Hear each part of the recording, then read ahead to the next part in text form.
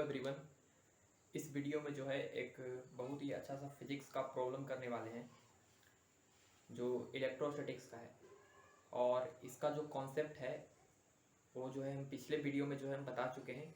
अगर जो उस वीडियो को नहीं देखे हैं उसे जाके देख लें। इस वीडियो का जो लिंक है उस वीडियो का वो हमारा डिस्क्रिप्शन में दिया हुआ है, ठीक है ना। ज़रूर उस वीडियो को देख लें, उसके बाद ही इस सवाल को सॉल्व करें, ठीक है। तो देखिए स्क्रीन पे आपका क्वेश्चन दिख रहा होगा। क्या है क्वेश्चन कि a schematic representation of a Van de Graaff generator is shown in the figure. A belt B of thickness h and width b made of a material of dielectric constant epsilon r running on two fixed wheels is set into motion with the help of a small electric motor. Linear speed of the belt is v. The belt passes between the plates of a parallel plates capacitor c connected across an accumulator of terminal voltage v. The plates of the capacitor are a short distance d apart and do not touch the belt. Charging appearing on the outer surface of the belt is collected by the brush V1 and fed to a spherical conducting dome d of radius r to create the desired high electrostatic voltage.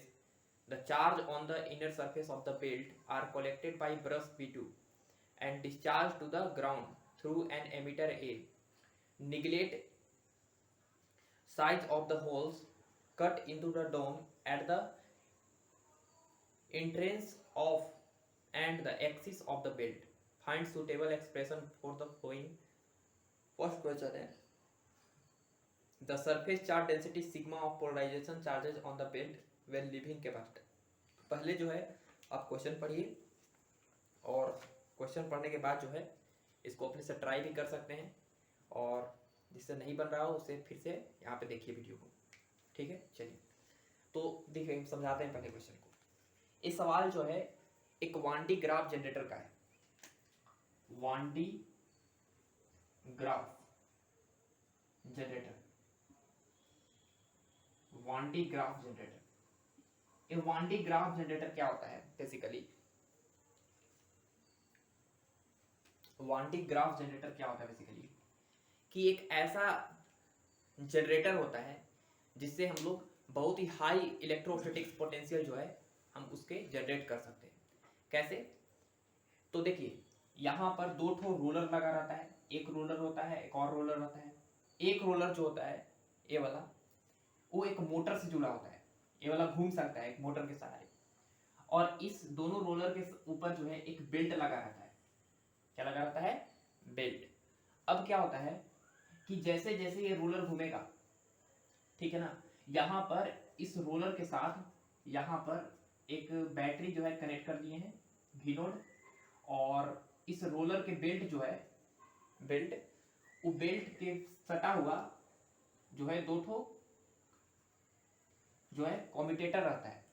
जो यहाँ पे जो charges plus होते हैं वो यहाँ पे आके जमते हैं, और यहाँ पे जो माइनस होते हैं यहाँ पर आके जमते हैं, और प्लस चार्ज जो है वो इसके थ्रू बेल्ट के थ्रू ऊपर जाता है, और ब्रश B1 जो है उस प्लस चार्ज को क्या करता है, ये वाला ब्रश, दो ठो ब्रश लगा रहता है B1 और एक B2।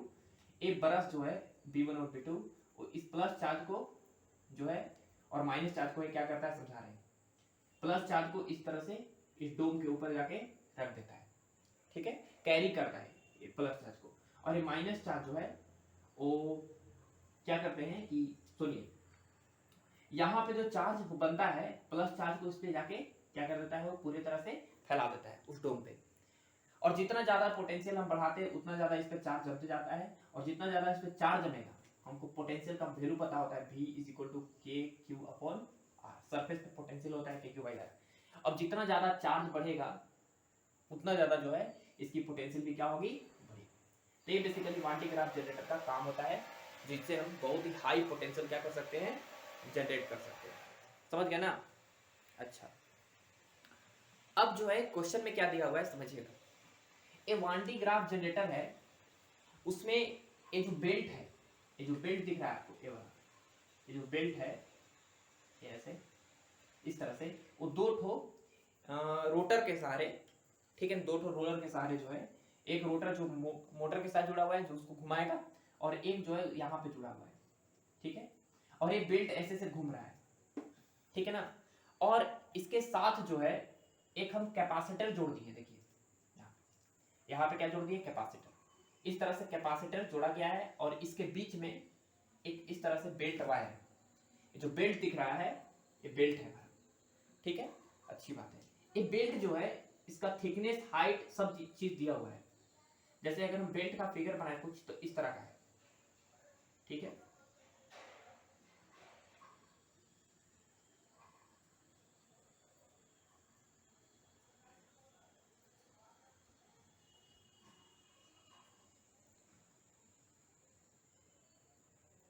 ये और ऊपर तक है, बहुत बड़ा बेल्ट है इस तरह से।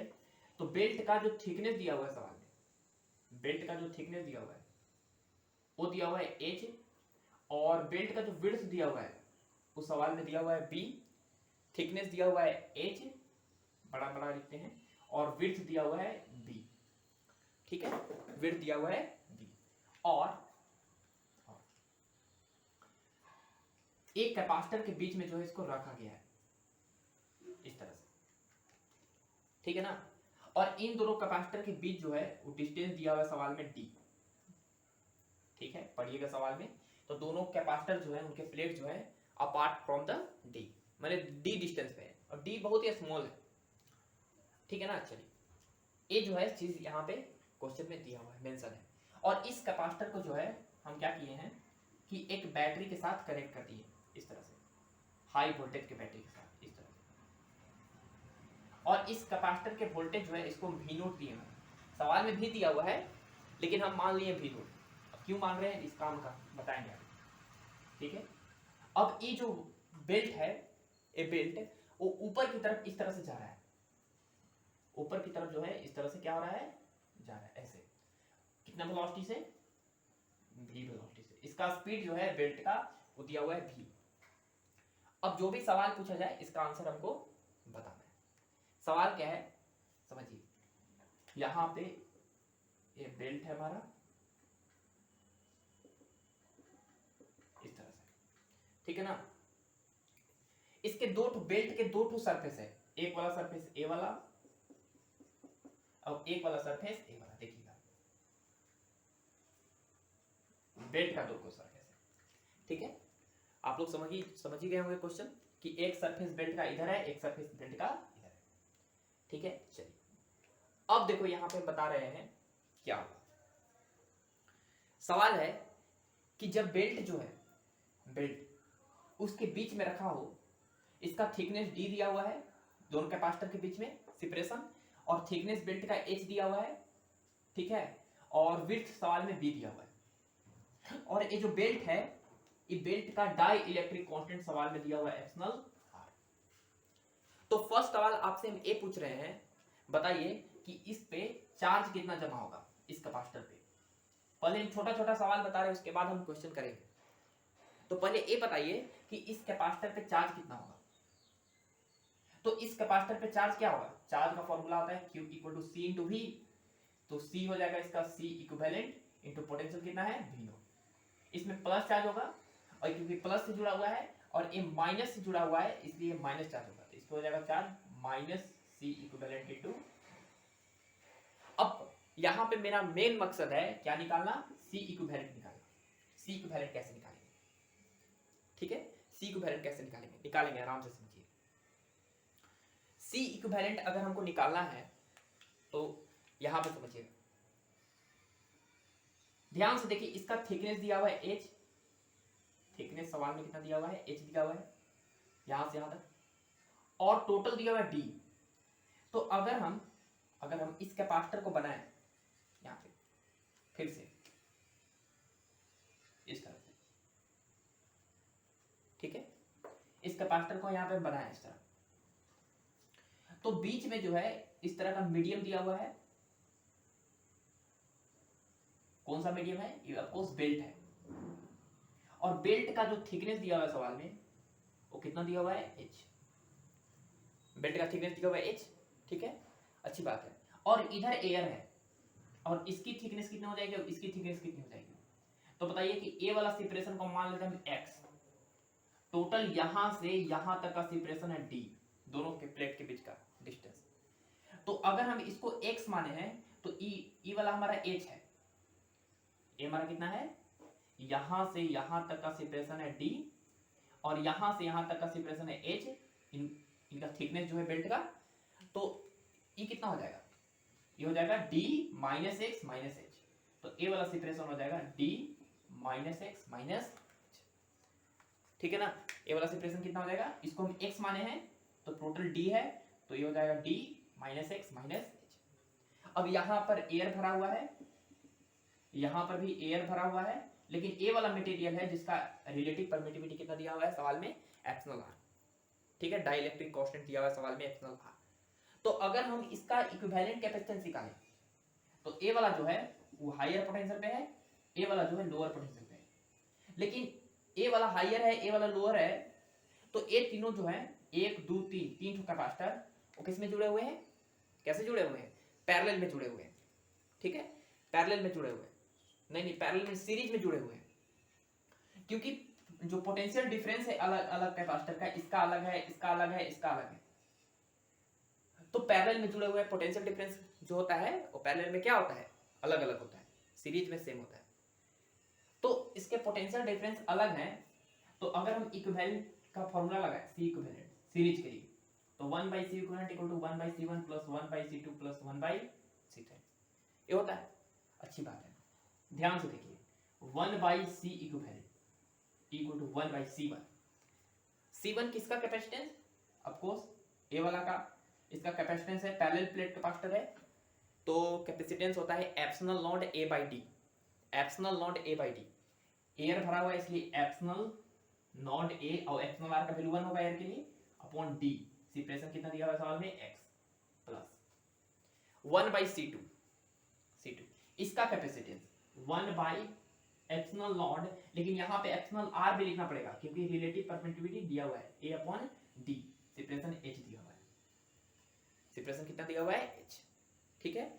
प्लस 1/c3 इसका कैपेसिटेंस, इसका कैपेसिटेंस होगा epsilon not a by d। तो एप्सिलॉन नॉट एयर भरा हुआ है तो a अपॉन d, कितना d है, d का वैल्यू है हमारा d minus x minus H, ठीक है। इस तरह से देख लीजिए आप, ठीक है, समझ गया ना, इस तरह से d minus x minus H.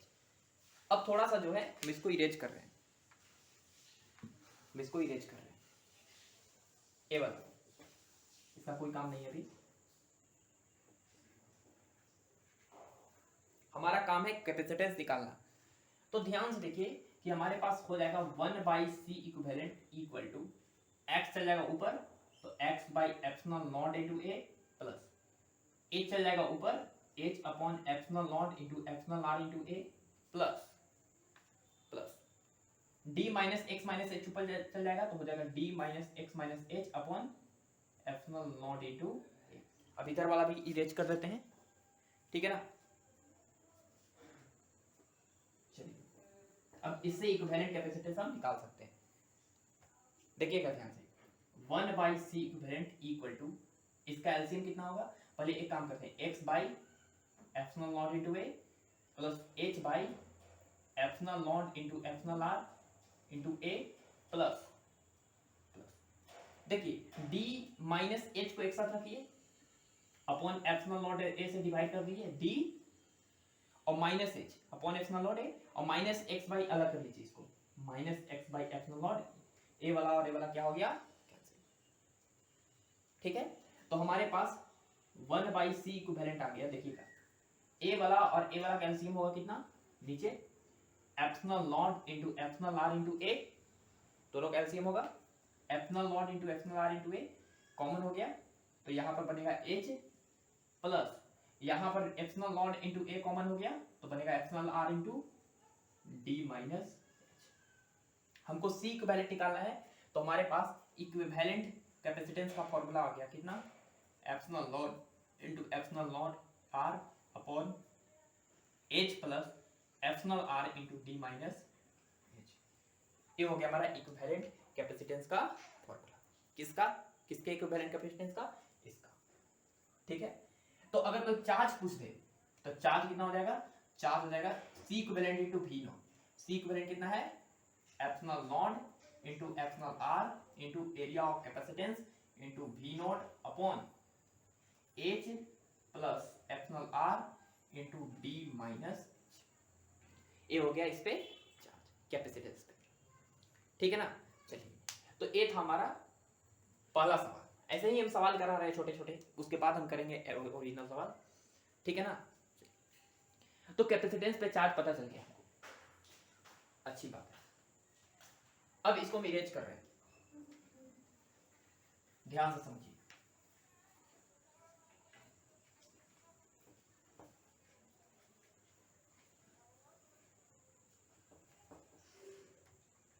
ध्यान से, यहां पे हमको पता चला कि एक कैपेसिटेंस है, सॉरी कैपेसिटर है, और इसके बीच में जो है एक वायर है। वायर की जगह पे हम बोल रहे हैं बेल्ट है। बेल्ट का थिकनेस दिया हुआ है सवाल में h। ठीक है, सवाल में थिकनेस कितना दिया हुआ है? h दिया हुआ है। अब यहां पे पता चला प्लस q और यहां पे पता चला माइनस q। अच्छा, अगर कोई पूछ दे कि बताओ इसका सिग्मा कितना होगा, चार्ज डेंसिटी कितना होगा, तो सिग्मा बेसिकली होता है q बाई a। तो सिग्मा इक्वल टू q हम निकाल चुके थे, कितना q निकाले थे? Epsilon not epsilon r into a into v not by h plus epsilon r into d minus h into नीचे a से a कैंसिल हो जाएगा और सिग्मा आ जाएगा यहाँ पे कितना? Epsilon not into epsilon r into v not by h plus epsilon r into d minus h। ये सिग्मा किस पे आया? ऑफ कोर्स इस कैपेसिटेंस के प्लेट पे आया।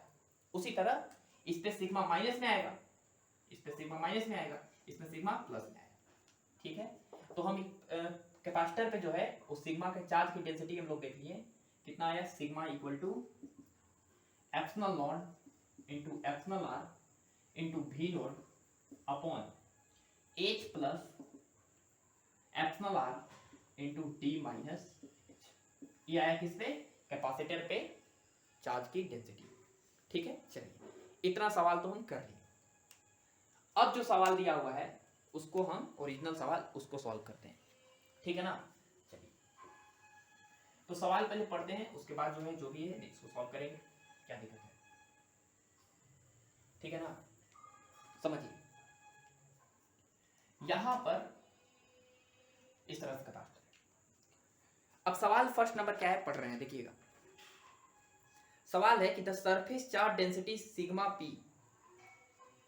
सिग्मा पी मतलब पोलराइजेशन, जो चार्ज डेंसिटी हुआ, charges on the belt when leaving capacitor. अच्छी बात है, ध्यान से देखिए कि यहां पे हमारा कैपेसिटर है और ये हमारा बेल्ट है। देखिए ये हमारा क्या है? बेल्ट है। इसको छोटा थोड़ा बना रहे हैं, ऊपर नहीं दिख रहा है इसलिए। और ये वाला चार्ज इस पे प्लस आया, इस पे चार्ज आया माइनस, मतलब इस पे प्लस सिग्मा है, इस पे क्या है? Minus sigma. अच्छी बात है। अब ध्यान से देखिए कि होता क्या है कि ये क्या है? हमारा एक डाई इलेक्ट्रिक मीडियम है जिसकी परमिटिविटी सवाल में दिया हुआ है एप्सिलॉन r। अब एक डाई इलेक्ट्रिक मीडियम है तो यहाँ पे प्लस चार्ज है, तो यहाँ पर अपने आप जो है माइनस चार्ज क्या हो जाएगा? इंड्यूस हो जाएगा। ठीक है, माइनस चार्ज, और यहाँ पे माइनस चार्ज है तो उतना ही यहाँ पे प्लस चार्ज क्या हो जाएगा? इंड्यूस हो जाएगा। और टोटल चार्ज अभी भी देखिए डाई इलेक्ट्रिक कितना है? 0। ये जो माइनस चार्ज इंड्यूस हुआ इसको बोल रहे हैं सिग्मा पी, और ये जो प्लस चार्ज इंड्यूस हुआ इसको बोल रहे हैं सिग्मा प्लस सिग्मा, और इसमें माइनस सिग्मा। ठीक है, अच्छी बात है। सवाल ये है कि जब ये जो है ये लीव करेगा, मतलब ये जो हमारा जो दिया हुआ है बेल्ट, ये v वेलोसिटी से क्या हो रहा है? v स्पीड से ऊपर जा रहा है।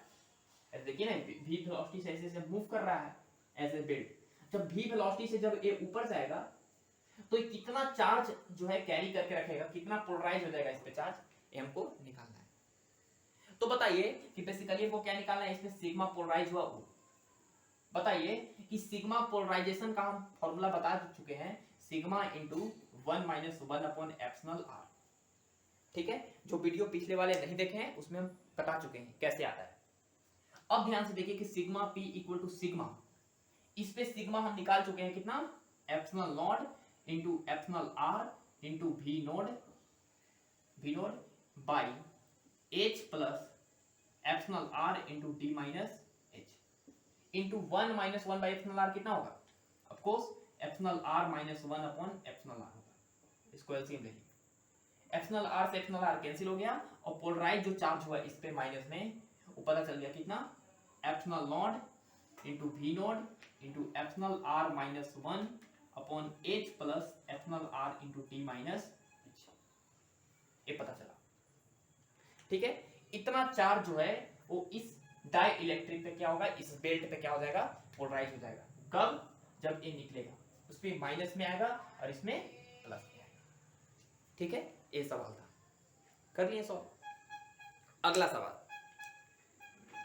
अगला सवाल क्या है कि the charge Q collected by the spherical dome after time t measured from the beginning of operation, assume that all the polarization charge collected by the brush B1 are transferred to the dome and there is no leakage of charge from the surface of dome।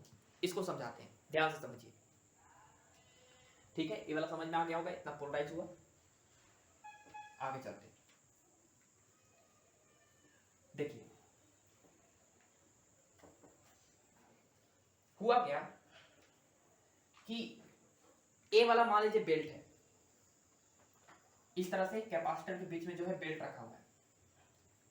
ठीक है, एक capacitor के बीच में इस तरह का जो belt रखा हुआ है, मान लीजिए कि इसका स्पीड कितना है, v है, और ऊपर जो है जा रहा है।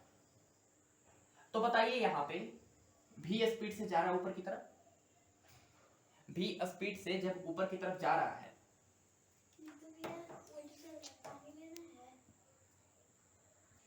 हाँ सीख रहे थे कि ये बेल्ट जो है v वेलोसिटी से ऊपर की तरफ जा रहा है, v स्पीड से।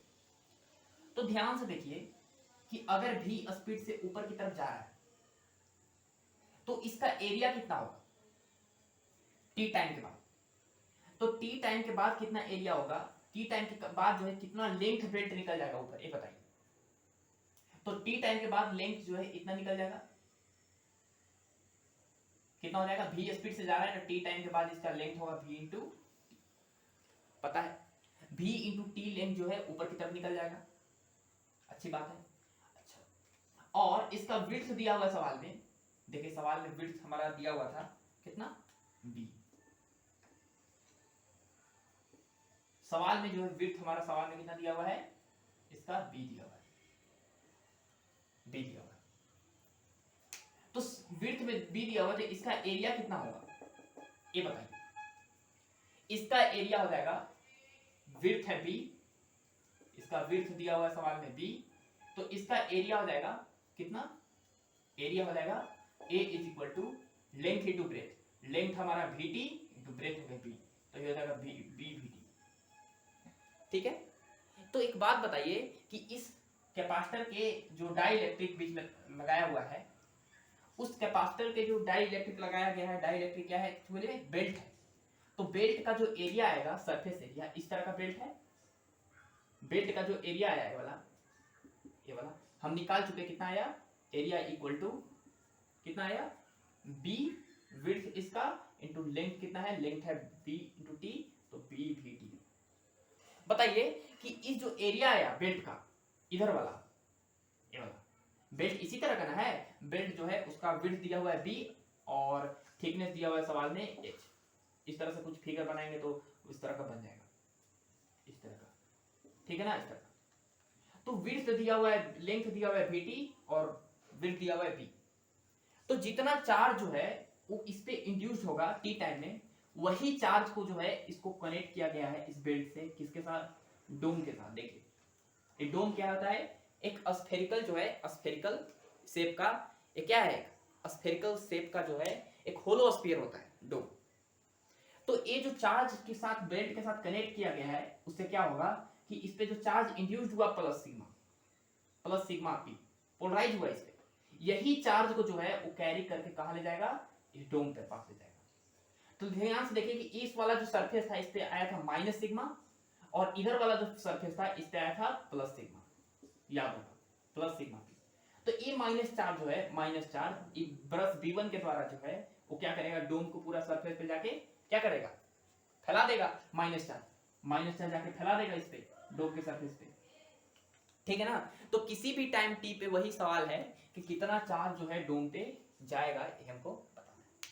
तो बताइए कि जितना चार्ज t टाइम में इस सरफेस पे जमा होगा, इस वाले बेल्ट के जितना टाइम में, वही चार्ज को क्या करेगा, डोम के पास को जाके क्या करेगा, ले जाएगा, कैरी करवाएगा। तो ध्यान से देखिए कि जितना चार्ज वो ले जाएगा वो क्या होगा, चार्ज होगा Q into sigma of polarise into इस बेल्ट पे इंटू एरिया किसका, इसका एरिया है B V T। ध्यान से देखिए कि पोलराइजेशन चार्ज जो है वो हम पहले ही निकाल चुके हैं, कितना, देखिए इतना। तो चार्ज जो होगा वो किसी भी टाइम t पे वोल्ट आ जाएगा epsilon not into V naught into epsilon R minus 1 into B V T by H plus epsilon R into D minus H। इतना चार्ज जो है वो किसी भी टाइम t पे क्या हो जाएगा, जम जाएगा किस पे, डोम पे। समझ गए ना, इतना चार्ज हो जम जाएगा। हम क्या किए, सिर्फ सिग्मा पी का वैल्यू उठा के इसमें रख दिए, देखिए ए वाला को उठा के इसमें रख दिया, आ गया मेरे पास, ठीक है। ये हो गया चार्ज किसी भी टाइम टी पे जो डोम पे जम जाएगा। अच्छी बात है। अगला सवाल क्या है कि बताना है कि current I shown by the ammeter, मतलब एमीटर जो ये लगा हुआ है, ये एमीटर वो कितना करंट जो है इसके अंदर से एमीटर के थ्रू पास होगा। देखिए ए वाला जो बेल्ट था, बेल्ट वाला यहां पर, इस पे अगला एक फिगर बना रहे हैं, समझिए।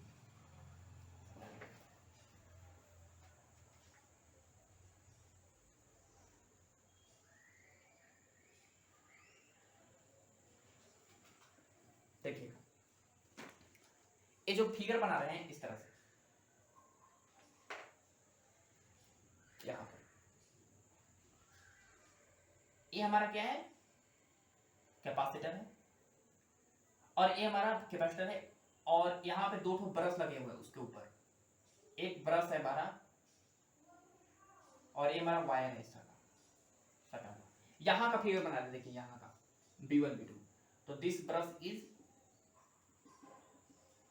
B1 और दिस ब्रश इज B2, और ये जो पोलराइज चार्ज आया था इस पे आया था polarize charge plus sigma P, और ये जो बेल्ट है अगला, इस पे क्या आया था, सॉरी इस पे प्लस आया था, इस पे माइनस आया था बेल्ट पे, और ये माइनस चार्ज जो है ब्रश B1 इसको क्या किया गया था, डोम के साथ जोड़ दिया गया, जो ऊपर लगा है ना डोम, देखिए इसको साथ क्या किया, डोम के साथ जोड़ दिया। तो यहाँ से माइनस चार्ज जो है कहां उठ के जाएगा, ये डोम पे। लेकिन अगला जो चार्ज है B2, इस पे प्लस चार्ज है, इस पे कैसा चार्ज है, प्लस, जो पोलराइज हुआ था, और इस पे माइनस चार्ज है। ए प्लस चार्ज को क्या करेगा कि इसको जो है जोड़ दिया गया, अर्थ कर दिया गया इस तरह से एमीटर के थ्रू क्या कर दिया गया, अर्थ। तो ध्यान से देखिए कि जो अर्थ किया गया है, तो अर्थ जो होता है नेगेटिव चार्ज का क्या होता है, ओसियन होता है। ये नेगेटिव चार्ज जो है वो अर्थ से निकलेगा और कहां जाएगा, इस एमीटर के थ्रू होते होते होते होते कहां आएगा, इस प्लेट में आएगा। ध्यान से देखिए कि एमीटर से होते हुए अर्थ से इलेक्ट्रॉन यहां पर आएगा, तो जो प्लस चार्ज था वो न्यूट्रलाइज होगा, तो इलेक्ट्रॉन इधर जा रहे हैं तो करंट किधर जाएगा, इधर। वही करंट हमको फाइंड करना है, वही करंट हमको क्या करना है, फाइंड करना है। बहुत आसान है, समझिए कि जितना चार्ज जो है इस पे इंड्यूस्ड हुआ था माइनस में, उतना ही चार्ज यहाँ पे प्लस में इंड्यूस्ड हुआ था, और करंट तब तक फ्लो होते रहेगा जब तक कि पूरा चार्ज प्लस चार्ज जो है वो जो है न्यूट्रलाइज ना हो जाए। समझ गया ना। तो पूरा चार्ज अगर जो है इलेक्ट्रॉन को न्यूट्रलाइज करना है, वही तो हमारा चार्ज कितना है, Q है, ठीक है ना, वही चार्ज हमारा क्या है, Q। तो ध्यान से देखिए कि बस टाइम से हम डिवाइड कर देंगे, तो charge per unit time equal to हो जाएगा epsilon not into V naught into epsilon R into -1 into BV upon H plus epsilon R into D minus H। और चार्ज पर यूनिट टाइम, कितना plus charge जो है per unit time जो है उसको electron neutralise कर रहा है, वही तो हमारा क्या है, करंट है। ये हो गया हमारा क्या, करंट। तो एमीटर के थ्रू जो है करंट इतना फ्लो हो। क्लियर हुआ? एमीटर के थ्रू जो है इतना करंट इससे क्या होगा, फ्लो होगा। और यहां पर हम बोले थे कि V नोट क्यों माने हैं बैटरी का पोटेंशियल, क्योंकि एक वेलोसिटी V दिया होता है, स्पीड। अब यहाँ पे भी V मान लेते हैं, वहां पे V नोट, तो थोड़ा सा लिखने में दिक्कत हो जाता है, इसलिए हम V नोट मान लिए। क्लियर हुआ? अच्छी बात है। चलिए नेक्स्ट, अगला सवाल।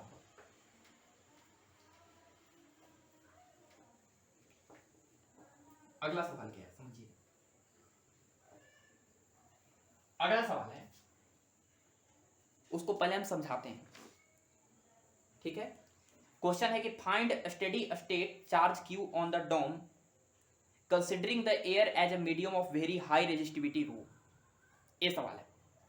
यहां पर हमारा क्या है, डोम है इस तरह का, ठीक है ना। और इसको जो है डोम के साथ एक, इसको इस तरह से जोड़ा गया है।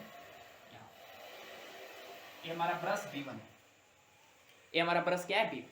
अब क्या हो रहा है कि माइनस चार्ज जो है लगातार उसके साथ फ्लो हो रहा है, और यहां पर माइनस चार्ज क्या हो रहा है, जम रहा है ये डोम पर।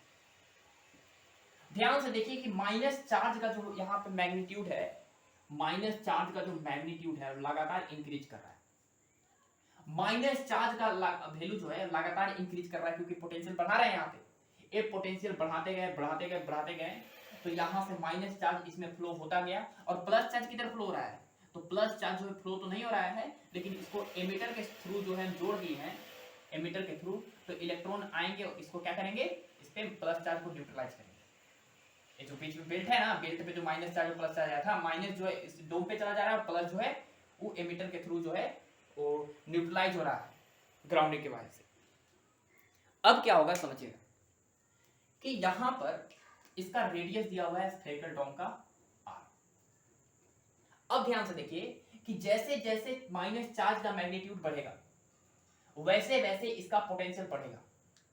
जब पोटेंशियल बढ़ेगा तो बताओ कि इलेक्ट्रिक फील्ड इधर के रेडियली इन्वर्ट होता है, माइनस चार्ज में रेडियली इन्वर्ट होता है, इस तरह से रेडियली इन्वर्ट। अब बताइए कि माइनस चार्ज का मैग्नीट्यूड लगातार क्या हो रहा है, बढ़ रहा है। माइनस चार्ज का मैग्नीट्यूड लगातार बढ़ने की वजह से क्या होगा कि इलेक्ट्रिक फील्ड भी अंदर की तरफ क्या होगा, बढ़ेगा। क्योंकि किसी भी कंडक्टर के सरफेस पे इलेक्ट्रिक फील्ड होता है, वो होता है सिग्मा बाई एप्सिलॉन नॉट। कितना होता है, सिग्मा बाई एप्सिलॉन नॉट। अब ध्यान से देखिए कि सिग्मा बेसिकली होता है चार्ज पर यूनिट एरिया। अब इस स्फेरिकल डोम का एरिया तो 4 पाई आर स्क्वायर फिक्स है, E is equal to Q upon area की जगह पे लिख देंगे 4 pi r square into epsilon naught. Area तो फिक्स है, लेकिन ध्यान से देखिए कि जैसे जैसे चार्ज बढ़ेगा, जैसे जैसे यहाँ पे ए वाला चार्ज क्या होगा, बढ़ेगा, वैसे वैसे सरफेस चार्ज डेंसिटी बढ़ेगी। सरफेस चार्ज डेंसिटी बढ़ेगी क्योंकि चार्ज का डेंसिटी जो है यहाँ पे बढ़ेगा, वैसे वैसे इलेक्ट्रिक फील्ड भी क्या होता जाएगा, बढ़ते जाएगा। हम चार्ज करते गए, यहाँ का पोटेंशियल बढ़ाते गए बढ़ाते गए बढ़ाते गए बढ़ाते गए, तो क्या हुआ कि यहाँ से चार्ज यहाँ पे जमते गया, और यहाँ से चार्ज जो है ब्रश B1 के थ्रू वो डोम पे आकर जमते गया। चार्ज बढ़ते गया बढ़ते गया बढ़ते गया, अंदर की तरफ इलेक्ट्रिक फील्ड क्या होता गया, बढ़ते गया। लेकिन हुआ क्या, बाद में समझिए कि बाहर जो है वो एयर के मॉलिक्यूल्स है। बाहर क्या है, एयर के मॉलिक्यूल्स। इस तरह से इस स्फेरिकल डोम के बाहर की तरफ क्या होगा, एयर के मॉलिक्यूल्स होंगे, जिसपे चार्ज होगा प्लस, यहाँ पे चार्ज होगा माइनस। उसी तरह यहाँ पे चार्ज होगा प्लस, यहाँ पे चार्ज होगा माइनस, यहाँ पे चार्ज होगा प्लस, यहाँ पे चार्ज होगा minus, plus minus plus minus. तो इनिशियली जो है, इनिशियली होगा क्या समझिए कि जैसे जैसे हम लोग इलेक्ट्रिक फील्ड बढ़ाएंगे, जैसे जैसे हम लोग इलेक्ट्रिक फील्ड बढ़ेगा, तो इस प्लस चार्ज पे फोर्स जो है इधर की तरफ बढ़ेगा, क्योंकि इलेक्ट्रिक फील्ड जो है उस इलेक्ट्रिक फील्ड यहाँ पर इधर ही है, और प्लस चार्ज पे फोर्स लगता है इलेक्ट्रिक फील्ड के डायरेक्शन में ही, तो प्लस चार्ज पे फोर्स इलेक्ट्रिक की तरफ क्या होगा, बढ़ेगा। जबकि माइनस चार्ज जो है, जो एयर के मॉलिक्यूल्स है, इस माइनस चार्ज पे फोर्स जो है वो इलेक्ट्रिक फील्ड के क्या लगेगा, opposite. Electric field radially inward है, तो इलेक्ट्रिक फील्ड रेडियली आउटवर्ड है। तो इस पे फोर्स लग रहा है इधर, और इस पे फोर्स लग रहा है इधर। अब ध्यान से देखिए कि जैसे जैसे हम चार्ज करते गए, चार्ज हम करते गए करते गए करते गए करते गए, तो हुआ क्या कि यहां पर फोर्स ए वाला बढ़ते जाएगा, क्योंकि इलेक्ट्रिक फील्ड बढ़ता जाएगा। फोर्स का फॉर्मूला होता है Q इंटू ई, और इलेक्ट्रिक फील्ड बढ़ने से क्या होगा, फोर्स इधर की तरफ प्लस चार्ज पे बढ़ते जाएगा, माइनस चार्ज पे इधर की तरफ फोर्स क्या होता जाएगा, बढ़ते जाएगा। प्लस चार्ज पे फोर्स बढ़ता गया, माइनस चार्ज पे फोर्स बढ़ता गया, इलेक्ट्रिक फील्ड बढ़ाते गए बढ़ाते गए बढ़ाते गए, एक ऐसा समय आएगा, एक ऐसा इलेक्ट्रिक फील्ड जिसपे ये जो मॉलिक्यूल्स है एयर का जो मॉलिक्यूल्स है वो क्या होगा कि यहां से बीच से क्या हो जाएगा, हमारा ब्रेक हो जाएगा। जैसे ही ये मॉलिक्यूल्स बीच से क्या होगा, ब्रेक होगा, तो प्लस चार्ज फिर से जाएगा और इस माइनस चार्ज को न्यूट्रलाइज करेगा। उसी तरह यहाँ पे मॉलिक्यूल्स यहाँ से ब्रेक होंगे, प्लस चार्ज जाएगा और माइनस को न्यूट्रलाइज करेगा, प्लस चार्ज जाएगा और माइनस को न्यूट्रलाइज करेगा। मतलब शुरुआत में क्या हो रहा है कि इलेक्ट्रिक फील्ड बढ़ रहा है, इलेक्ट्रिक फील्ड क्या हो रहा है, बढ़ रहा है। लेकिन जैसे जैसे जैसे जैसे जैसे जैसे हम इलेक्ट्रिक फील्ड बढ़ाते गए और एक ऐसा स्ट्रेंथ तक पहुंच गए, एक ऐसा इलेक्ट्रिक फील्ड का वैल्यू तक पहुंच गए जहां पे इलेक्ट्रिक फील्ड का एक ऐसा वैल्यू पहुंच गया कि जो एयर के मॉलिक्यूल्स से क्या हो गए, ब्रेक हो गए। एयर के मॉलिक्यूल्स को ब्रेक होने से क्या हुआ कि प्लस चार्ज जो है फिर से जाकर उसको क्या कर दिया, न्यूट्रलाइज कर दिया, डिस्चार्ज कर दिया। उसी तरह प्लस चार्ज फिर से जाके इसको न्यूट्रलाइज कर दिया, प्लस चार्ज फिर से न्यूट्रलाइज कर दिया और फिर से चार्ज क्या हो गया, घट गया। और इस केस में जो है आगे हमारा स्टडी स्टेट, जितना अब पोटेंशियल बढ़ाते जा रहे हैं, अब कोई भी चार्ज पे इस पे फर्क नहीं पड़ रहा है। समझ गए ना, हम चार्ज बढ़ाते जा रहे हैं, कोई फर्क नहीं पड़ रहा है, ठीक है ना, क्योंकि डाई इलेक्ट्रिक के मॉलिक्यूल्स भी टूट टूट के क्या कर रहे हैं, उसके मॉलिक्यूल्स को जो है डाई इलेक्ट्रिक के जो मॉलिक्यूल्स है, सॉरी एयर के मॉलिक्यूल्स, वो टूट जा रहे हैं उसके प्लस चार्ज, और फिर से उसको क्या कर रहे हैं, स्फेरिकल डोम को इसको न्यूट्रलाइज कर रहे हैं। तो इसका मतलब पता चला कि अच्छा स्टेडी स्टेट के आने के बाद होता क्या है, समझिए। स्टेडी स्टेट के होने के बाद क्या हुआ कि ध्यान से देखिए कि स्टेडी स्टेट आ गया, यहां पर इलेक्ट्रिक फील्ड जो है वो पहुंच गया एक मैक्सिमम लिमिट तक, अब इससे ज्यादा नहीं हो सकता है क्योंकि अब चार्जेस जो है न्यूट्रलाइज कर रहे हैं, ठीक है। स्टेडी स्टेट में मान लो इलेक्ट्रिक फील्ड पहुंच गया कितना, ई नोट तक पहुंच गया। अब ध्यान से देखिए कि प्लस चार्ज जो है वो इधर मूव कर रहा था, माइनस चार्ज इससे दूर मूव कर रहा था, और यहां पर इसको जो है, इसको हम एक वायर से जो जोड़े थे ब्रश B1 के सहारे डोम को, उस पे माइनस चार्ज जो है फ्लो हो रहा था अंदर। अब देखिए ध्यान से कि शुरुआत में इसको अलग तरीके से समझा रहे हैं। देखिए माइनस चार्ज इधर जा रहा है तो करंट आएगा इसके अपोजिट, इस तरह से करंट आएगा इसके अपोजिट, ई आउट हो रहा है, इसके आउट हो रहा है। लेकिन इलेक्ट्रिक फील्ड बढ़ने से, माइनस चार्ज यहां पे आने से चार्ज की डेंसिटी बढ़ रही है, चार्ज की डेंसिटी बढ़ने से इलेक्ट्रिक फील्ड बढ़ रहा था। इलेक्ट्रिक फील्ड बढ़ने से क्या हो रहा है कि जो डाई इलेक्ट्रिक के मॉलिक्यूल्स टूट रहे हैं, प्लस चार्ज इधर मूव कर रहा है, माइनस चार्ज इधर मूव कर रहा है, जो डाई इलेक्ट्रिक के मॉलिक्यूल्स है। तो प्लस चार्ज इधर मूव करने से एक इफेक्टिवली ई जो है, एक करंट आ रहा है अंदर की तरफ, आई इन, उसको क्या बोल रहे हैं, आई इन, इन का मतलब एक करंट आ रहा है अंदर की तरफ, आई इन। ध्यान से देखिए कि शुरुआत में ये आई इन जो है बहुत कम होगा और आई आउट बहुत ज्यादा होगा, लेकिन जैसे जैसे टाइम बढ़ते जाएगा वैसे वैसे एयर के मॉलिक्यूल्स ज्यादा टूट टूट के यहां पर अंदर आएंगे, वैसे वैसे आई इन का वैल्यू बढ़ते जाएगा। आई इन का वैल्यू मतलब अंदर आने वाला जो करंट है, अंदर आने वाला आई इन वो बढ़ते जाएगा, और आई आउट जो है, आई आउट वो वही रहेगा। ए वाला बढ़ते बढ़ते बढ़ते बढ़ते कहां तक पहुंच जाएगा, आई आउट के बराबर। और जैसे ही आई इनसाइड जो है आई आउट के बराबर पहुंच जाएगा, तो अब इस पे चार्ज जो है वो किसमें आ जाएगा, स्टेडी स्टेट में। अब इस पे किसी प्रकार का चार्ज जो है वो ज्यादा नहीं होगा, अब उतना ही चार्ज जो है स्फीयर पे क्या हो जाएगा, जमा हो जाएगा, वही हमारा क्या होगा, स्टेडी स्टेट। ध्यान से देखिए कि आई इन को कैसे निकाल सकते हैं, inside current equal to current density into कितना एरिया पे जो है करंट आ रहा है, एरिया हमारा 4πr² बराबर आई आउट। यहां से जितना करंट यहां से निकल रहा है, यहां से देखिए ध्यान से कि जितना करंट जो है वो यहां से आ रहा है अंदर की तरफ, उतना ही करंट जो है ब्रश B2 के थ्रू एमीटर में जा रहा है। एक करंट जो है I2 तो हम निकाल चुके हैं पहले ही, तो ए वाला आई आउट का वैल्यू हमको पहले ही सही पता है, कितना आई आउट का वैल्यू वो पता है कितना है, कितना निकाले थे हम, वो निकाले थे, ध्यान से देखिएगा, epsilon not into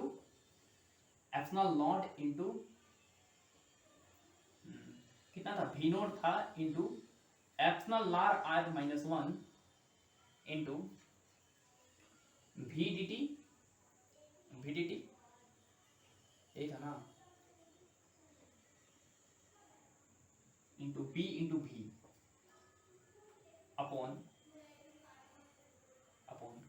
H plus d minus h into एक्सनल आर था, इतना ही था।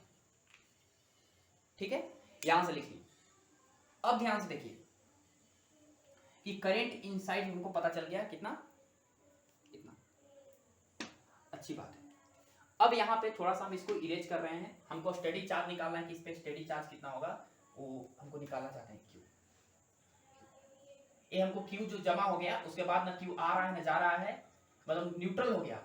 न्यूट्रल का मतलब ये समझिएगा पूरा चार्ज जीरो नहीं हो गया, मतलब जितना चार्ज यहाँ से निकल रहा था उतना ही चार्ज अब यहाँ पे आके जम जा रहा है, मतलब नेट चार्ज इस पे कांस्टेंट हो गया, क्यों हमारा क्या हो गया, कांस्टेंट। ठीक है, और एयर की रेजिस्टिविटी सवाल में दिया हुआ है रो, एयर की रेजिस्टिविटी सवाल में दिया हुआ है रो, तो हम J इक्वल टू लिखेंगे क्या, J इक्वल टू लिखेंगे क्या होता है J इक्वल टू, हम बताए थे sigma into electric field. Electric field अगर यूनिफॉर्म हो तो लिखते हैं equal to into 4 pi r square बराबर इलेक्ट्रिक फील्ड आगे कितना, इसको इरेज कर रहे हैं हम।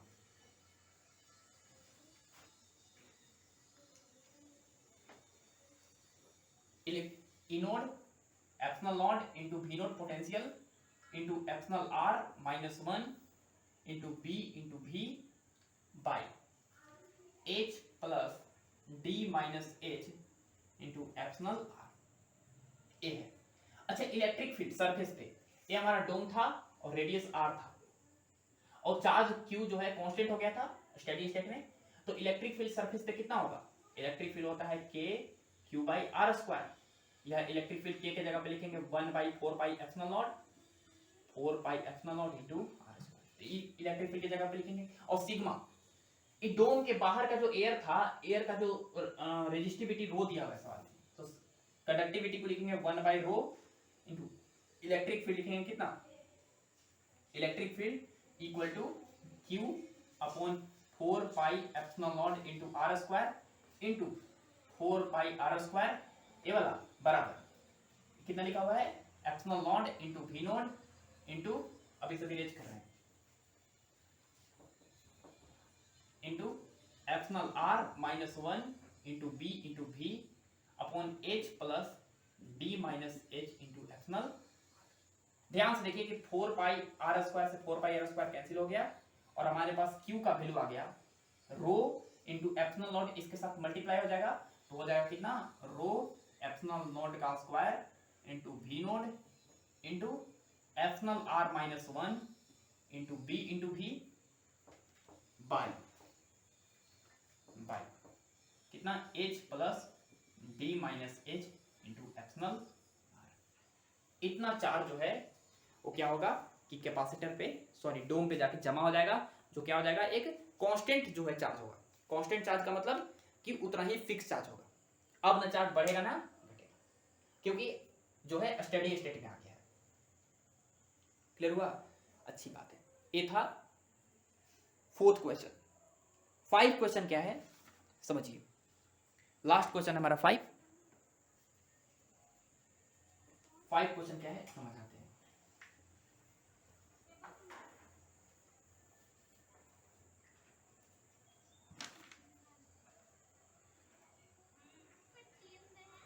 चलिए तो 5 क्वेश्चन देखते हैं। 5 क्वेश्चन क्या है समझिए। 5वां क्वेश्चन है, वैसा ही सवाल है, और इसमें कोई जो पिछला वाला सवाल किया स्टडी स्टेट में वही चार्ज निकालना है, लेकिन वो चार्ज जो है वो कुछ इस तरह से दिया है। मान लीजिए कि वो हमारा डोम है, इस तरह का स्फेरिकल डोम, लेकिन यहाँ पर जो करेंट डेंसिटी दिया हुआ है वो हम कांस्टेंट मान के चले थे, कांस्टेंट मान के चले थे, लेकिन जो करेंट डेंसिटी सवाल में दिया हुआ है वो थोड़ा सा वेरिएबल दिया हुआ है। क्या दिया हुआ है, वेरिएबल। अंदर की तरफ जो इलेक्ट्रिक फील्ड है वो E है, लेकिन जो करेंट डेंसिटी दिया हुआ है सवाल में वो दिया हुआ है J इक्वल टू सवाल में कितना दिया है, J equal to E by rho, E vector by rho plus beta into E vector का मैग्नीट्यूड इंटू E, ये वाला दिया हुआ है। ठीक है, ठीक है ना। तो ये हमारा करंट डेंसिटी दिया हुआ है सवाल J इक्वल टू, तो अगर हम यहां से J, अगर इसको मैं ऐसे लिख रहे हैं J equal to E vector common ले रहे हैं, तो E वेक्टर कॉमन लेंगे तो बनेगा 1/रो plus beta into, E vector का मैग्नीट्यूड यही लिखे की चीज है। अब दोनों तरफ मॉड लगाएंगे तो करंट डेंसिटी आ जाएगा E into 1/ρ plus beta into ये दिया हुआ सर। तो हम पिछले सवाल में direct J equal to use किए थे कितना सिग्मा इंटू ई, लेकिन अब जो J इक्वल टू यूज करना है सवाल में इतना करना है, तब बताना है कि स्टेडी स्टेट पे चार्ज कितना होगा ये करना है। तो वैसा ही सवाल हो गया, समझ गए ना। तो इसमें कोई ज्यादा चीज नहीं है, तो वैसा ही सवाल हो गया। अब J की जगह पे बस ये वाला यूज करना है। तो थोड़ा सा सवाल के जो लैंग्वेज था वही है, बस थोड़ा सा कैलकुलेशन ज्यादा है इसमें, ठीक है ना, समझिएगा आराम से। तो ध्यान से देखिए J equal to E into 1/ρ plus beta ही है। हमको पता है कि जो स्फेरिकल डोम पे करंट आ रहा था आई इनसाइड और स्फेरिकल डोम से जो करंट आउट हो रहा था वो आपस में बराबर होगा स्टेडी स्टेट में।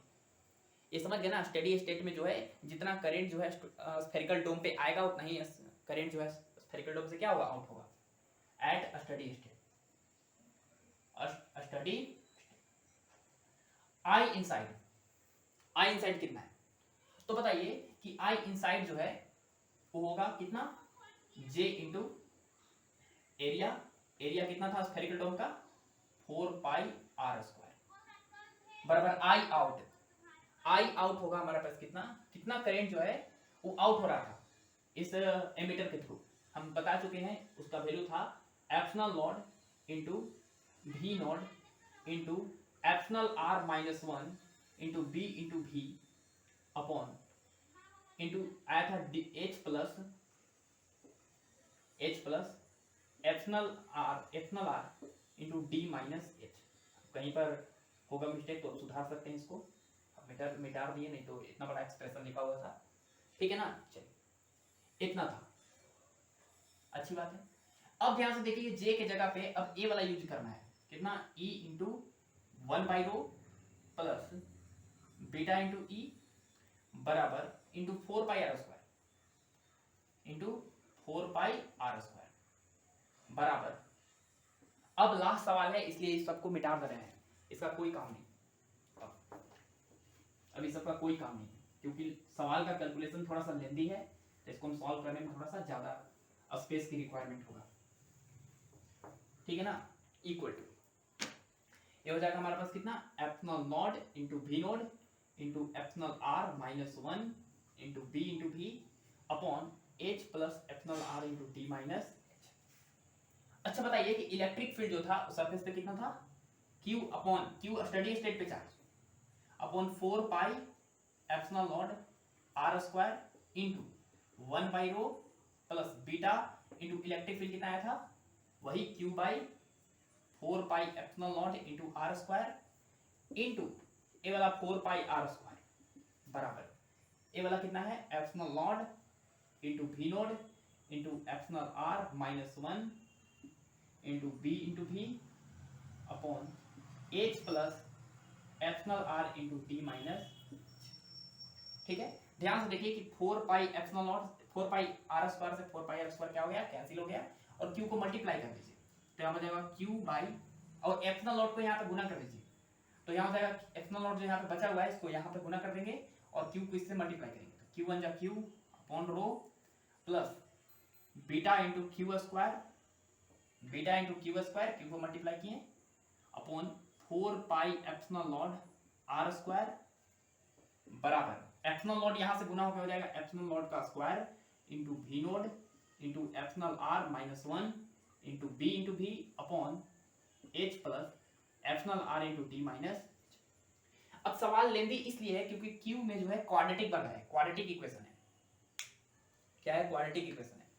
तो थोड़ा सा क्वाड्रेटिक इक्वेशन को हम सॉल्व करते हैं, एक काम करते हैं इसमें जो है एलसीएम ले लेते हैं, इसका जो हम एलसीएम ले लेते हैं। तो चलिए एलसीएम क्या लेना है इसी को सॉल्व करते हैं। एक काम करते हैं प्लस में इधर आएगा तो माइनस में होगा इक्वल टू कितना हो जाएगा 0। ये जो है एक क्वाड्रेटिक बन गया और इस क्वाड्रेटिक को हमको सॉल्व करना है, क्या करना है सॉल्व। तो इसको सॉल्व करते हैं, आराम से समझिए। यहाँ पे Q में जो है क्वाड्रेटिक है वही उसी से हमको स्टेडी स्टेट में चार्ज पता चल जाएगा, देखिएगा आराम से। यहां पर चार्ज का वैल्यू क्या होगा तो ये ax² plus bx plus c equal to 0। तो क्वाड्रेटिक इक्वेशन का सॉल्यूशन होता है -b माइनस बी किसका कोफिशिएंट, क्यू का coefficient, -1 by minus b plus minus under root b square. B कितना है, तो कितना है 1 बाई रो उसका whole square plus b square minus 4ac। A कितना है, तो ए होता है क्यू स्क्वायर का कोफिशिएंट जो है beta upon 4 pi epsilon not into are square into C. C कितना है, सी है basically minus into epsilon not का स्क्वायर इंटू भी naught into epsilon are minus 1 into भी by H plus epsilon are into D minus H. ए हमारा C का value upon 2a ए कितना है, ए का वैल्यू बेसिकली है beta upon 4 pi epsilon not into are square. देखिए 2 से 2 बार में कैंसिल, और चार्ज को यहाँ पे माइनस माइनस नहीं रखना है, प्लस रख देंगे तो दोनों पे चार्ज हो जाएगा कितना प्लस। यहाँ पे प्लस वाला यूज करेंगे तो प्लस वाला यूज करेंगे, माइनस वाला यूज नहीं करेंगे, तो यहाँ पर कितना हो जाएगा, इसको इरेज कर लें, कोई काम नहीं। तो यहां से Q इज इक्वल टू हो जाएगा 2 से 2 बार में चल गया, ये 2 pi epsilon not into are square ऊपर चल जाएगा, 2 pi epsilon not into are square ऊपर अपॉन बीटा बच जाएगा, बीटा इंटू। अब ध्यान से सुनिएगा, यहां पे आराम से समझिए। इंटू ए वाला लिखेंगे कितना 1 बाई रो स्क्वायर, 1 बाई कितना रो स्क्वायर, और माइनस माइनस प्लस हो गया, और 4 से 4 कैंसिल हो गया, माइनस माइनस प्लस हो गया, एक एप्सिलॉन नॉट से एक एप्सिलॉन नॉट कैंसिल हो जाएगा, और कटेगा कुछ, और कुछ नहीं कटेगा, और माइनस माइनस प्लस हो जाएगा, प्लस कितना plus beta upon pi r square into epsilon not into भी naught into epsilon are into V epsilon are minus 1 b into भी बाई इस बच गया h plus epsilon are into D minus h, और A वाला जो term है, और ये माइनस माइनस प्लस, प्लस वाला को पहले लिखे हैं और रूट में था, ठीक है ना। ए वाला हो गया, इसका वैल्यू इनटू अभी माइनस में लिखा हुआ है 1 बाई, ठीक है। तो this is the charge on the sphere after a steady state, या ऐसे भी बोल सकते हैं कि this is the charge on the spherical dome after steady state. तो ये था बहुत ही इंटरेस्टिंग सा प्रॉब्लम, बहुत टफ सवाल था। चलिए, ऑल द बेस्ट।